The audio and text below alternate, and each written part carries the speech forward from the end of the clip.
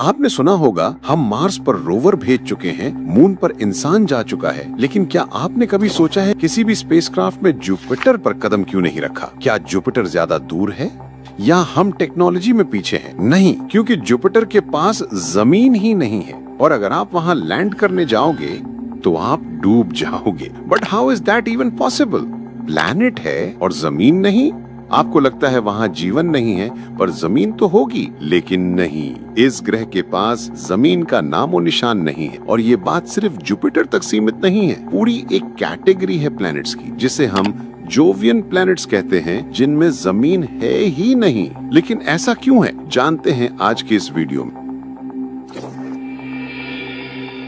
सबसे पहले हमारे सोलर सिस्टम की सभी 8 ग्रहों को हम 2 कैटेगरीज में डिवाइड करते हैं। पहला है टेरेस्ट्रियल प्लैनेट्स, जिनके पास जमीन होती है। ये छोटे होते हैं, रॉक और मेटल से बने होते हैं। इनका सरफेस हार्ड और सॉलिड होता है, जैसे हमारी अर्थ, मार्स, वीनस, मर्क्यूरी।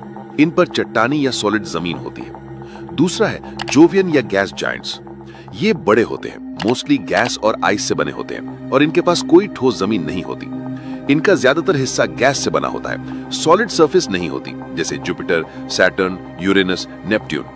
यानी सूरज से नजदीक वाले 4 ग्रह के पास जमीन होती है और सूरज से दूर वाले 4 ग्रहों के पास जमीन नहीं होती, क्योंकि 4.5 बिलियन साल पहले जब हमारा सोलर सिस्टम बन रहा था, सूरज के नजदीक टेम्परेचर इतना ज्यादा था कि गैस और आइस तुरंत इवेपोरेट हो जाते थे।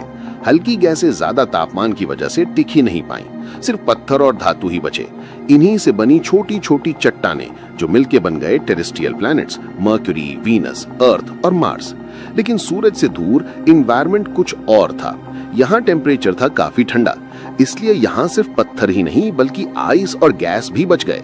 यहाँ बनने लगे बहुत बड़े कोर्स और उन्होंने अपनी ग्रेविटी से हाइड्रोजन, हीलियम जैसी गैसों को खींच लिया। गैसें जुड़ते जुड़ते ये ग्रह विशाल आकार के गैसीय ग्रह बन गए। ये दोनों प्लैनेट्स एक ही सोलर सिस्टम में बने, लेकिन उनकी लोकेशन ने उनका फ्यूचर तय कर दिया।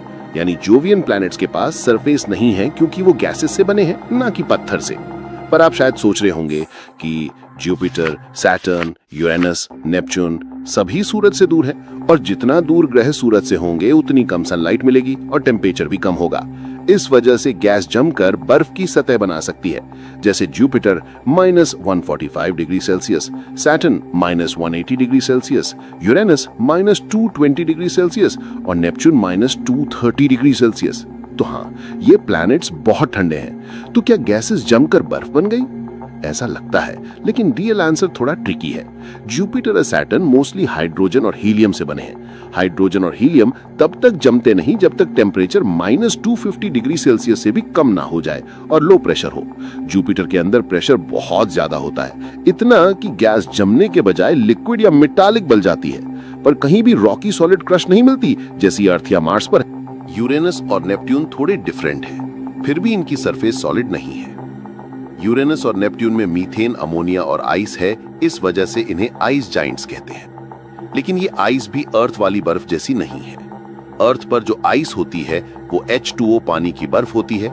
ठंड पड़ती है तो वाटर फ्रीज होकर सॉलिड हो जाता है। यूरेनस और नेपट्यून में आइस का मतलब है अमोनिया, मीथेन और वाटर जैसे केमिकल्स जो ठंड और हाई प्रेशर में ना प्योर लिक्विड होते हैं ना सॉलिड, बल्कि दोनों के बीच के स्ट्रेंज फ्लूइड्स बन जाते हैं। इसीलिए जोवियन प्लैनेट्स पर सूरज से दूर होने के बावजूद भी जमीन नहीं है। अब बात करते हैं इन ग्रहों के कोर की। क्या इन सब के कोर सॉलिड हैं? हाँ, इन सब प्लैनेट्स के कोर में सॉलिड या सेमी सॉलिड मटेरियल जरूर होगा, लेकिन वो प्योर सॉलिड रॉक जैसा क्रस्ट नहीं है। कोर को अक्सर ठोस कहा जाता है, लेकिन ये वैसा ठोस नहीं होता जैसा हम पृथ्वी पर देखते हैं। तापमान करीब 20,000 से 23,000 केल्विन तक हो सकता है और दबाव लाखों वायुमंडलीय दबाव जितना अधिक होता है। इस वजह से बर्फ, पत्थर और धातु अत्यधिक दबाव में दबकर अजीब क्रिस्टलाइन या मेटालिक रूपों में बदल जाते हैं। नासा के जूनो जैसे मिशनों से पता चला है कि बृहस्पति की कोर एकदम ठोस सीमाओं वाली नहीं है।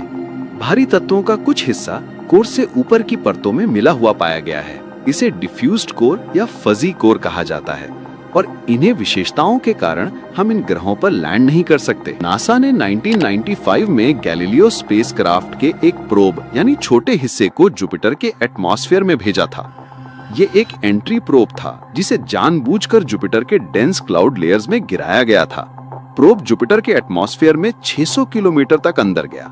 उसने 1 घंटे तक टेम्परेचर, प्रेशर और गैस कॉम्पोजिशन का डेटा भेजा। जितना अंदर गया उतना ज्यादा प्रेशर और हीट बढ़ती गई। आखिरकार एटमॉस्फेरिक प्रेशर ने उस प्रोब को चूर-चूर कर दिया। जब हम इन ग्रहों को देखते हैं तो हमें सिर्फ उनका बाहरी भाग दिखाई देता है, लेकिन उसके अंदर क्या छुपा है वो अब भी ह्यूमन इमेजिनेशन और साइंस के बीच का एक राज बना हुआ है।